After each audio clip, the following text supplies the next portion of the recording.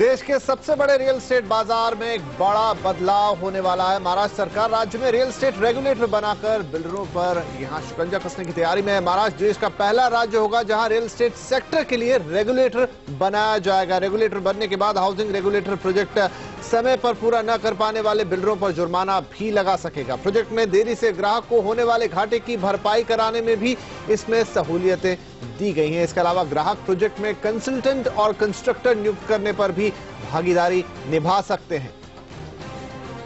तो इन सब चीजों पर आज हम करेंगे बातें। रियल एस्टेट रेगुलेटर बनने के बाद घर खरीदारों को कितनी ताकत मिलेगी और रियल एस्टेट सेक्टर में कितने बड़े बदलाव होंगे, और इस पर चर्चा करने के लिए आज हमारे साथ मौजूद है महाराष्ट्र के आवास मंत्री सचिन अहिर, ऑर्बिट कॉर्पोरेशन के सीएमडी पूजित अग्रवाल और कंज्यूमर मामलों के जानकार उदय वावेकर। पहला आपके पास आएंगे सचिन, आपने ये बिल तैयार कर लिया है, कुल 26 बदलाव किए गए इसे फाइनल करने के पहले। तो अब इतना ये जो बिल तैयार हो गया इतने सारे बदलावों के बाद आपको लगता है कि ये जिस तरह के रेगुलेटर की रियल एस्टेट सेक्टर को दरकार थी वो उसे मिलने जा रहा है और महाराष्ट्र इसमें पहला राज्य बनेगा? जरूर ये पहला राज्य बनेगा, और इसके पहले भी महाराष्ट्र राज्य ये एक ही राज्य था जिसने 1963 साल में तब के मंत्री आदरणीय होमी तलेर खान जी ने इस बिल को पारित करने का काम किया था। और उसके बाद 50 साल के इस पूरे दौर में ये एकमेव राज्य है जिसने इस रेगुलेटरी अथॉरिटी का और नियामक प्राधिकरण का निर्माण करने का काम किया है।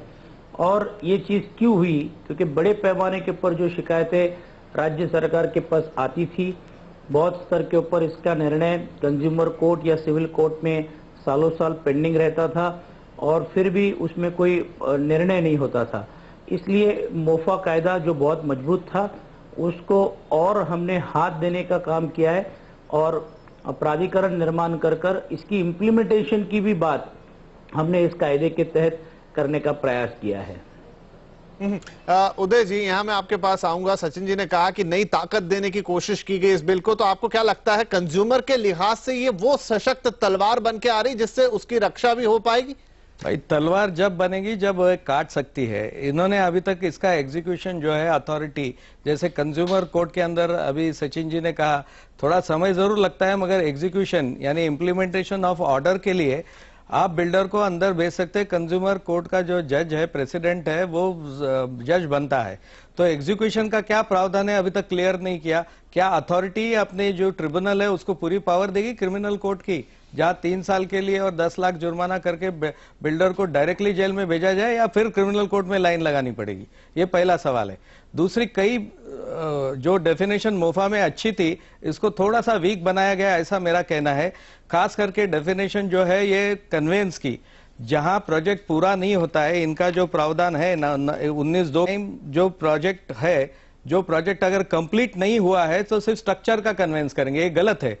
अगर एक आधा बिल्डर बिल्डिंग बनाते जाता है, 10 बिल्डिंग बनाता है, एक बिल्डिंग लेके उसकी ओसी पूरी करता है, तो बिल्डिंग के स्ट्रक्चर के साथ साथ उसकी कंपाउंड वॉल भी पूरी होती है, लैंड भी पूरी होती है।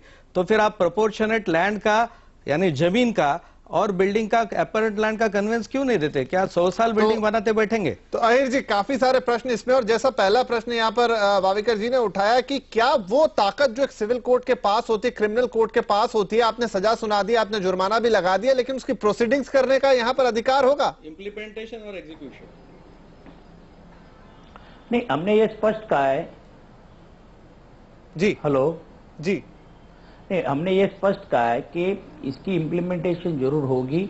आपने देखा होगा कि मोफा के कायदे के तहत कितने लोगों के ऊपर शिक्षा हुई, कितने डेवलपर्स इसमें क्रिमिनल प्रोसीडिंग में चले गए। अगर हम पूरे इतने 50 सालों में अगर हम देखें तो एक भी एक्विजिशन उसमें हमको देखने को नहीं मिला। सचिन भाऊ, आप गलत है। कंज्यूमर कोर्ट ने 5 बिल्डर को अंदर भेजा है। कंज्यूमर कोर्ट ने भेजा है धारा 27 के अंदर, उनको पावर दिया है मेट्रोपॉलिटन मजिस्ट्रेट का।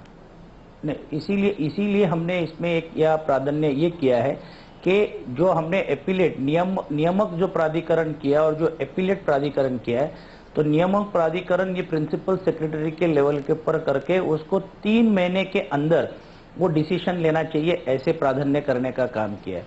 उसके बाद उसके वो अपील कर सकता है, कंज्यूमर भी कर सकता है, डेवलपर भी कर सकता है, क्योंकि उसको नेचुरल प्रिंसिपल जस्टिस मिलना चाहिए।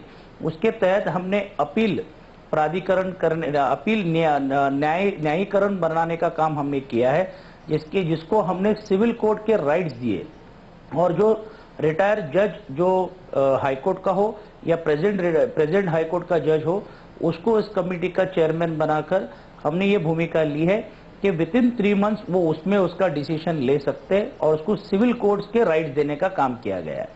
दूसरा प्रश्न उन्होंने कहा कि डीम कन्वेंस की ऐसी क्यों हम लोग के ऊपर नौबत आई, क्योंकि बड़े पैमाने के ऊपर पूरे बिल्डिंगें बनते थे, आधे से ज्यादा बिल्डिंग का काम लोगों को प्रायर ऑक्यूपाई किया जाता था, और बाद में उसका बिल्डिंग का काम कुछ वर्ष के कारण वो पूरा नहीं होता था। तो हमने अब ये स्पष्ट कहा है कि एक तो ओसी लेकर ही उन्होंने देना चाहिए, लेकिन प्रायर ऑक्यूपेशन हम जो देते हैं ओसी के पहले, उसमें भी हमने ये स्पष्ट कहा है कि वो देते वक्त के ऊपर भी आपको उस कंज्यूमर को भी कुछ ना कुछ राइट्स देना पड़ेगा, इसलिए स्ट्रक्चर्स का राइट्स देने का काम हमने किया है। बिल्कुल। सचिन भाई, यहाँ पर अब हम पुजित के पास आएंगे। पुजित, ये हमने काफी सारी बातें सुनी और ये हम चर्चा आगे भी करेंगे, लेकिन मैं आपसे जानना चाहता हूँ डेवलपर कम्युनिटी इस पूरे जो अब ये रेगुलेटर अथॉरिटी बनने जा रही है, इसको किस तरीके से ले रही, क्योंकि अब इसमें काफी कड़ी शर्तें भी आ गई है, मसलन 3 साल की सजा और जुर्माना जो 1 करोड़ तक जा सकता है। जी, डेवलपर कम्युनिटी ने इसको एक बैलेंस्ड जरूर माना है ये बिल को, लेकिन हर गाड़ी के 4 पहिए होते हैं। तो रियल एस्टेट कम्युनिटी में भी 4 पहिए हैं, एक है डेवलपर, दूसरा है कंज्यूमर, तीसरा है बैंक्स जो फाइनेंस करती हैं एक्विजिशंस को, और चौथी है गवर्नमेंट। तो 3 चीज तो कवर कर ली है ये बिल ने, लेकिन गवर्नमेंट ने जो एक चीज कवर नहीं की है, जहां पे हमें सबसे बड़ी प्रॉब्लम आ रही है रेगुलेशंस में। जो रेगुलेशंस के अंदर हमें परमिशंस मिलनी चाहिए टाइम पे, वो टाइम बाउंड परमिशंस हमें नहीं मिलती हैं, तो इसीलिए प्रोजेक्ट्स लेट होते हैं। अब रेगुलेटर को ये भी देखना जरूरी है कि हमें परमिशंस टाइम पे मिले। तो हम जो है अभी ये गाड़ी को अगर 3 पहियों पे चलाएंगे तो थोड़ा मिसमैच जरूर होगा विपिन जी। राइट, तो ये चौथे पहिए का सवाल भी काफी इंपॉर्टेंट है, लेकिन इसकी चर्चा अब हम एक छोटे से ब्रेक के बात करेंगे। तो यहाँ पर महाराष्ट्र में हाउसिंग रेगुलेटर बनने जा रहा है, इससे एक ग्राहक को कितनी ताकत मिलेगी और साथ में इसके आने के बाद इंडस्ट्री में कितनी पारदर्शिता आएगी, इन सब पर हमारी चर्चा जारी है। सचिन अहिर, पुजित अग्रवाल और उदय वावीकर हमारे साथ बने हुए हैं। आप भी कहीं मत जाइए, हम तुरंत हाजिर होते हैं इस ब्रेक के बाद।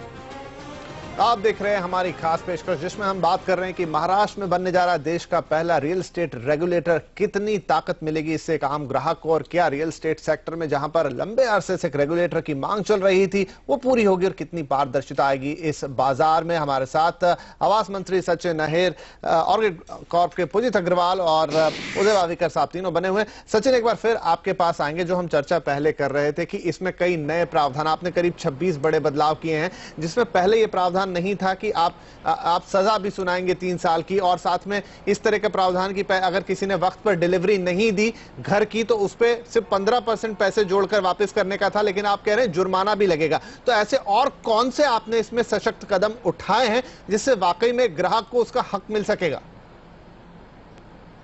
मैं एक स्पष्ट करना चाहता हूं विपिन जी कि 1 वे ट्रैफिक नहीं है, इसको हमने 2 वे बनाने का काम किया है। पुजीत जी ने कहा उसके तरह से मैं भी सहमत हूं कि बहुत जगह पे हम ये डेवलपर्स सभी गलत काम कर रहे हैं ऐसा हम मानते नहीं है, और इसलिए ये भी हो सकता है कि कल जब अगर डिले होता है तो प्रोजेक्ट्स के डिले विद प्रायर परमिशन जो होनी चाहिए, फिर वो म्हाडा हो, महानगर पालिका हो, MMRD हो या कोई अन्य संस्था हो, जिसके तहत उनको वो मिलती नहीं है। इसीलिए अगर हम बिल में अगर हम देखेंगे तो प्रवक्ता को बुलाने का अधिकार और इफ एनी अदर पर्सन, अन्य कुछ ही व्यक्ति, ये एक शब्द प्रयोग हमने बहुत समझ के किया है कि जिसमें अगर प्रवक्ता या ग्राहक अगर कहता है कि डिले हमको इसके कारण हुआ है, तो वो नियामक प्राधिकरण को अधिकार होगा कि ऑन ओथ के ऊपर वो संबंधित अधिकारी को बुला सकते हैं और उनसे पूछताछ कर सकते हैं कि भाई ये प्लान अगर नियम में है तो आप इसको क्यों मंजूरी नहीं दे रहे, क्या दिक्कत है। तो ये भी देने का प्रयास हमने किया है। तो सबसे ज्यादा अच्छा प्राधान्य हमने किया है कि बड़े पैमाने पे हमको ये देखने मिलता है कि प्रमोटर्स या जो प्रवक्ता होता है या जो डेवलपर्स होता है अपनी फाइनेंशियल कैपेसिटी के कारण टाइम पे पूरा डेवलपमेंट नहीं कर पाता।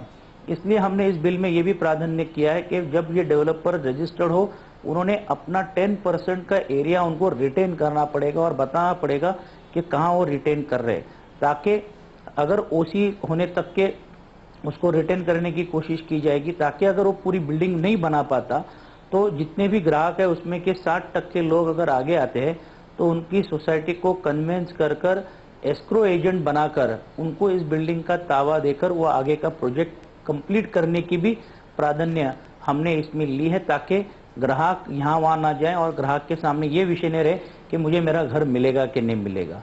दूसरा हमने प्राधान्य, जैसे आपने कहा कि इसमें शिक्षा का प्राधान्य हमने तब लाया है जबकि मोफा में डायरेक्ट इम्प्रिजनमेंट और क्रिमिनल प्रोसीडिंग्स थी, बट इसमें हमने ये बहुत सोच समझ करके लाया है कि ये सिविल मैटर की तरह इसको देखना चाहिए और सिविल मैटर्स के पक्ष इसके लिए हमने पेनल्टी लगाने का काम किया। लेकिन ये भी हमारे समझ में आया और लोगों में जो पब्लिक परसेप्शन हो रहा था कि आप इसमें क्रिमिनल प्रोसीडिंग पूरी लेकिन तरह से सचिन जी, यहाँ पर एक प्रश्न ये मैं आपको बीच में टोक रहा हूँ, यहाँ पर एक प्रश्न ये है कि जो आपकी ये अपीलेट ट्रिब्यूनल होगा या जो आपके अथॉरिटी होगी, क्या वो खुद ही सजा सुना पाएगी या वापस आपको रुख कोर्ट का ही करना होगा? नहीं, अपील न्यायीकरण जो है, जो प्राधिकरण है, वही सजा सुना सकती है। लेकिन कब सुनाएगी? जब उन्होंने पेनल्टी डिसाइड की, वो पेनल्टी भरने के लिए विकासक या जो प्रवक्ता है वो नाकामयाब होगा, तब वो ये सजा सुना सकते हैं। डायरेक्टली डिफॉल्ट हुआ है या डायरेक्टली उसने कुछ गलत किया है तो उसको डायरेक्ट क्रिमिनल प्रोसीडिंग के तहत उसको सजा वो सुना नहीं सकती। पेनल्टी के ऊपर ही उसको अधिकार दिया है। उदय जी, यहाँ पर आपके पास आएंगे कि जैसा सचिन जी कह रहे हैं कि आप सीधे तौर पे नहीं सजा सुना पाएंगे, तो क्या इससे पावर कुछ कमजोर होगी? पावर बिल्कुल कम हो गई, क्योंकि बिल्डरों को सजा सुनाने के बाद भी अगर उन्होंने कंप्लाई नहीं किया उसे, तो उसको क्या, उसको क्रिमिनल कोर्ट में घसीटना पड़ेगा। कंज्यूमर में आज पावर दी है धारा 27 के अंदर कि कंज्यूमर कोर्ट का प्रेसिडेंट खुद ही मेट्रोपॉलिटन मैजिस्ट्रेट बनके उसको डायरेक्टली ट्रायल चला के 1 साल के अंदर, मैक्सिमम 1 साल के अंदर वो 3 साल की सजा पाता है, जेल में, सेंट्रल जेल में डायरेक्ट जाता है। ऐसी पावर ये ट्रिब्यूनल को, अथॉरिटी को देनी चाहिए। नहीं तो वो डिक्री अगर क्रिमिनल कोर्ट में ले जाए या सिविल एग्जीक्यूशन में ले जाए, सचिन राव को मालूम है कितने साल लगते हैं। एक बार अब पुजित के पास एक बार फिर आएंगे। पुजित, यहाँ पर मंत्री जी ने हमसे कहा कि उन्होंने ये भी व्यवस्था की है कि अगर मान लीजिए कि कोई आपकी जो एग्जीक्यूशन से, जो आपकी फाइलिंग वाले जो पूरे प्रोसेस है उसमें अगर कोई दिक्कत हो रही है तो उसका भी उन्होंने एक प्रावधान किया है। तो आपको लगता है कि अगर मान लीजिए ये चीजें समय पे होती है तो बहुत सारी डिस्क्रिपेंसीज जो हमें बिल्डर साइड पे देखने को मिलती है, प्रोजेक्ट में देरी, वक्त पे पोजीशन ना देना, बीच में भाव बढ़ा देना, एरिया घटा बढ़ा देना, क्या इन सब चीजों पर इस रेगुलेटर के आने के बाद रोकथाम लगेगी? बहुत लगेगी। ये जो बिल है इससे एक भय पैदा हो जाएगा। जो एरेंट डेवलपर्स हैं, जो सोचते हैं कि हम कंज्यूमर्स को उनके आंख में धूल झोंक दें और कुछ और बताएं, कुछ और बेचें और कुछ और डिलीवर करें, तो जिनके ये इंटेंशंस हैं उनके लिए ये बहुत बढ़िया बिल है। क्योंकि जो भी डेवलपर्स गलत काम करना चाहेंगे उनके पास सबसे पहले उनको उनकी जमीन उनसे जो है छीनी जाएगी। जो वो पर्टिकुलर प्रोसेस है कि आपसे एक जमीन छीन के 60% बायर्स के पास जो है आप जमीन दे देंगे और डायरेक्टली उनके पास पावर्स बायर्स के पास आ जाएंगे कि they can go in for deemed conveyance. ये इटसेल्फ एक बहुत बड़ा भय है, एक डेटरेंट है अगेंस्ट द डेवलपर, जो अगर वो गलत काम करें तो सबसे पहले penalty, criminal prosecution and direct conveyance, ये 3 चीज अगर आप डिफॉल्ट करते हैं तो आपके अगेंस्ट, तीनों चीज के अगेंस्ट वो एक्शन लिए जा सकते हैं और ये बहुत बड़ा डिटरेंट है। और इसके हिसाब से a lot of developers will, जो सोचते थे कि भाई हम कुछ और बनाएंगे, बेचेंगे कुछ और, तो वो कंट्रोल में आ जाएगी। Right. So I feel that is a step in absolutely the right direction. बिल्कुल बिल्कुल। तो यहाँ पर हम लेने जा रहे हैं एक और छोटा सा ब्रेक, लेकिन एक बड़ा सवाल इस ब्रेक के बाद हम उठाएंगे कि इस रेगुलेटरी अथॉरिटी के आने के बाद क्या ये बड़ा बदलाव भी आएगा कि जो प्राइजेस हम मार्केट में देखते हैं उस पर भी कहीं किसी तरह का कंट्रोल आएगा? जो रियल प्राइस है क्या वो मार्केट में एग्जिस्ट करेंगे? और बायर जिसके लिए वक्त पर घर मिलना तो बहुत जरूरी बात है, लेकिन सही कीमत मिलना भी उसके लिए बहुत जरूरी चीज है, क्या वो इससे तय हो पाएगी? ये सब कुछ इस छोटे से ब्रेक के बाद।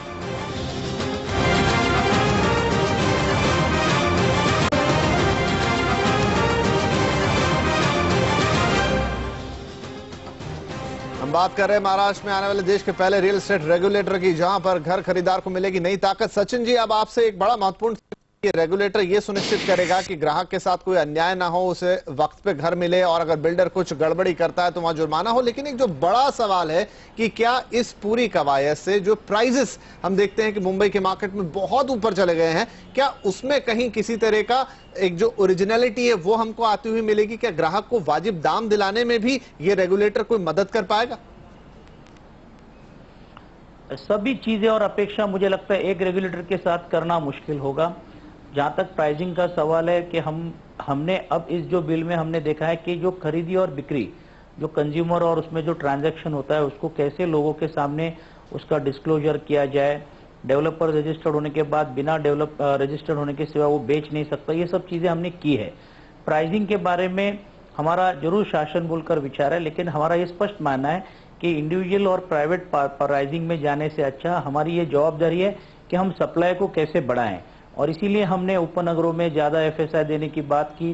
33.7 में अब ज्यादा एफएसआई हम दे रहे हैं, 33.9 की पॉलिसी हम ला रहे हैं और 33.5 के तहत पॉलिसी में हमने 2C1 2C2 के तहत हाउसिंग स्टॉक्स तैयार करने का काम किया है। और माडा ने एक नया धोरण लिया है जिसको हम ज्वाइंट वेंचर बोलते हैं एमएमआर रीजन में। तो हमारा ये मानना है कि प्राइसिंग में राज्य सरकार ने हस्तक्षेप करने से ज्यादा अगर हम सप्लाई बढ़ाने का काम में अगर हम ज्यादा ध्यान दें तो हो सकता है कि सप्लाई और डिमांड अगर मिल गया तो प्राइसेस में बड़े पैमाने के ऊपर करेक्शंस आगे के कुछ सालों में हमको देखने को मिलेंगे। राइट पुजीत, जैसा मंत्री जी कह रहे हैं कि मतलब रेगुलेशन आएगा तो शायद वक्त पर चीजें पूरी होंगी और डिमांड सप्लाई वाला जो सिनेरियो थोड़ा बेहतर होगा। आपको लगता है कि ये रेगुलेटरी अथॉरिटी बनने के बाद, रेगुलेटर आने के बाद जो डिलाई हम देखते थे, प्रोजेक्ट डिले हो जाते थे, वो अवधि छोटी होगी तो इससे कहीं सप्लाई बढ़ने से प्राइस करेक्ट होते हुए दिखेंगे? विपिन, ये जवाब को मैं दो हिस्सों में रिप्लाई करूंगा। मैं सबसे पहले ये बताऊंगा कि जो गवर्नमेंट ने 4-5 साल पहले आईटी पॉलिसी जो चेंज की थी मुंबई शहर में और उन्होंने एफएसआई बढ़ाई थी, डबल कर दी थी, उसके तहत जो ऑफिस कमर्शियल स्पेस अवेलेबिलिटी हुई है मुंबई में तो वो एक बड़ी तादाद में अवेलेबल हुई। और आज आप देख रहे हैं कि 40 से 50% भाव कमर्शियल स्पेस के कम हो गए हैं ऑफिस स्पेस के। बहुत ज्यादा ऑफिस स्पेस भी अवेलेबल है। तो ये जैसे सचिन भाव ने कहा कि सप्लाई बेस्ड है, तो सिमिलरली अगर सप्लाई हाउसिंग स्टॉक की अच्छी रहेगी बंबई शहर में तो प्राइसेस ऑटोमेटिकली कम होंगे। अब एक अहम मुद्दा ये उठता है कि हम कैसे इस हाउसिंग स्टॉक को इंक्रीज करें, कैसे हम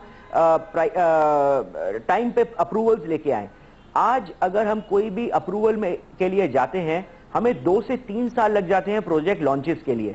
काफी जगह दिया है कि 60 दिन में आपको अप्रूवल्स दे देंगे, 105 दिन में अप्रूवल्स दे देंगे, एनवायरमेंटल क्लियरेंसेस इतने टाइम में दे देंगे, पर हर चीज में कोई रीजन के चलते डिलेज होती जाती हैं। अप्रूवल्स को 2 से 3 साल लगते हैं। तो जिस दिन हमें यह लगेगा कि 6 महीने में अप्रूवल्स पूरी प्रोजेक्ट की आ रही हैं और फटाफट प्रोजेक्ट लॉन्चेस हो रहे हैं, उस टाइम हाउसिंग स्टॉक बढ़ेगा और प्राइसेस जरूर नीचे आएंगी। तो जैसे सचिन भाऊ बता रहे हैं नेक्स्ट फ्यू इयर्स में we will be able to achieve that. मैं उसी पॉजिटिव नोट पे बोलना चाहूंगा, यस सर्टेनली सप्लाई जिस दिन ज्यादा इंक्रीज होगी, जिस दिन परमिशन फटाफट मिलेंगे, प्राइसेस जरूर 20 से 30-40% कम होंगे। सप्लाई का यहाँ मामला है। बिल्कुल उदय जी, आपके पास एक लास्ट कमेंट के लिए आऊंगा कि कंज्यूमर फोरम अभी तक उपलब्ध था, मोफा और ये तमाम चीजें, आपको लगता है कि जब रेगुलेटर आ जाएगा तो कंज्यूमर फोरम और इन तमाम चीजों से ज्यादा बेहतर रोल प्ले कर सकेगा और एक ग्राहक के हक में होगा? बहुत सारी प्रावधान है अच्छी है कि जो बड़ी अच्छी है, जैसे 5 साल तक बिल्डर मरम्मत करना चाहिए, मगर एक कंफ्यूजन कंज्यूमर फोरम का जो इफेक्टिविटी है वो अभी भी रहेगा। रेगुलेटरी अथॉरिटी ने रूल्स जो किए मोफा के तहत किए उसके लिए रहेगा, क्योंकि वहां पे डायरेक्ट आप बिल्डर को जेल में भेज सकते। दूसरी बात यह है कि अभी भी पार्किंग में कंफ्यूजन है। मैं सचिन भाऊ को यही पूछना चाहूंगा कि आप कह रहे हैं कि गार्डन में पार्किंग नहीं कर सकते, ओपन स्पेस का पार्किंग के बारे में क्लियर कट नहीं कहा है, क्योंकि हमारा ये सजेशन है आपको पार्किंग के बारे में कि अथॉरिटी का अप्रूवल लेना चाहिए बिल्डर ने पार्किंग के लिए। पहले मोफा में था कि एफएसआई है तो ही पार्किंग बेच सकते, ओपन स्पेस नहीं बेच सकते। ये सुप्रीम कोर्ट ने पंचाली कोऑपरेटिव में डिसाइड किया। उस प्रिंसिपल को लेके अगर अप्रूवल आप अथॉरिटी के हाथ में दे पार्किंग का कि एफएसआई यूज किया तो ही पार्किंग बेच सकते हैं, नहीं तो ओपन स्पेस बेची जा रही है और आप अलाउ कर रहे हैं कि सचिन जी अच्छा कहा कि एग्रीमेंट में उससे प्राइस देनी चाहिए, मगर क्या ओपन स्पेस बेच सकेगा कि ओनली बिल्डअप करने के बाद? संक्षेप में ये इस पार्किंग के बारे में जवाब आपसे। नहीं, पार्किंग के बारे में हमने हमारा एक बहुत स्पष्ट धोरण था कि फ्री ऑफ एफएसआई की जो पार्किंग होती है वो नहीं बेच पाते, बहुत लेकिन बढ़िया। जो पार्किंग कंस्ट्रक्ट होती है, जो पार्किंग कंस्ट्रक्ट होती है, उसके लिए हम लोग ने वो एरिया हमने पूरा ओपन रखा है, क्योंकि कंस्ट्रक्शन कॉस्ट अगर होती है तो वो बायर और कंज्यूमर का एक अंदरूनी एग्रीमेंट होना जरूरी है। और अगर कंज्यूमर कहता है कि नहीं मुझे इसकी जरूरत नहीं है, मैं नहीं देना चाहता हूं, that is that. But when it comes to free parking, yes we are very much clear. रहा सवाल दूसरा, उन्होंने जिस तरह से कहा कि हमने मोफा के तहत जो कायदे में आज भी जो कोर्ट केसेस या जो भी कुछ चल रहा है, वो प्रोसीडिंग्स अपने स्तर के ऊपर आज भी वो चल सकते हैं। कंज्यूमर फोरम हो, वो यहाँ आके इस अथॉरिटी में भी अपनी बात रख सकता है। जो सिविल कोर्ट्स में जो एडवोकेट्स है जो अपने रिप्रेजेंटेशन करते हैं, वो इस अपील कोर्ट में भी आकर कर सकते हैं। हमारा यही मकसद है कि ये पीरियड शॉर्ट करके जस्टिस लोगों को टाइमली डिलीवर करने का मकसद इस पूरे बिल के पीछे। और जैसे उन्होंने कहा कि 5 साल की जब हमने बात की, उसके बाद भी हम लोगों ने बहुत सारे ऐसे प्राधान्य लाए जो कंज्यूमर के हित में इतने सालों में जो हमको सोचना था, वो सबका समावेश करने की कोशिश इस बिल में की है। जी सचिन जी, बिल्कुल, और हम भी इस बिल का स्वागत करते हैं। वाकई कुछ तो बदलाव लाने की ताकत है, और ऐसे ही बदलाव की शायद शुरुआत होती है कि जो महाराष्ट्र इस पहला राज्य बनेगा देश के अंदर जहां पर रियल एस्टेट रेगुलेटर आएगा, और हम उम्मीद करते हैं कि बाकी राज्य भी इसका अनुसरण करेंगे। लेकिन एक निवेदन आपसे भी कि इस कार्यक्रम के तहत जो भी सुझाव यहां पर आ रहे हैं, जो भी लग रहा है कि हाँ इससे और बेहतर इस बिल को बनाया जा सकता है, उम्मीद करेंगे कि आप इन सुझावों पर भी ध्यान देंगे। जरूर, हम रूल्स में भी इसका हमने जैसे कहा है कि इसके रूल्स फ्रेम होना बाकी है। कुछ अगर उसमें और भी चीजें अगर रही होगी तो उसको रूल्स में भी लाने का प्रयास किया जाएगा। और आपने देखा होगा कि पहले बार ऐसा हो रहा है कि जॉइंट सेलेक्ट कमेटी में इसको हमने मंजूर करने का काम किया, जिसमें सभी विपक्ष के लोग, सभी सत्ताधारी लोग, सभी कंज्यूमर और कुल मिला के 4,500 सजेशन और ऑब्जेक्शन को हमने पढ़कर सुनकर डेवलपर्स के क्रेडाई संस्था को और फेडरेशन को और सभी संस्था को विश्वास में लेकर लाने का। जी बिल्कुल, और इसी के साथ अब उम्मीद करेंगे कि आपका यह प्रयास बिल्कुल सफल हो और महाराष्ट्र में यहां पर एक उदाहरण साबित हो जहां पर ग्राहकों को रियल एस्टेट बाजार में मिले और एक रेगुलेटर आए जो इस पूरे मार्केट को अच्छी तरह से रेगुलेट करे और एक उदाहरण के तौर पे इसे पेश करे। हमारे सभी मेहमानों का इस कार्यक्रम में शामिल होने के लिए बहुत बहुत शुक्रिया, और आपसे भी लेते हैं विदा। CNBC आवाज पर बने रहिए हमारे साथ।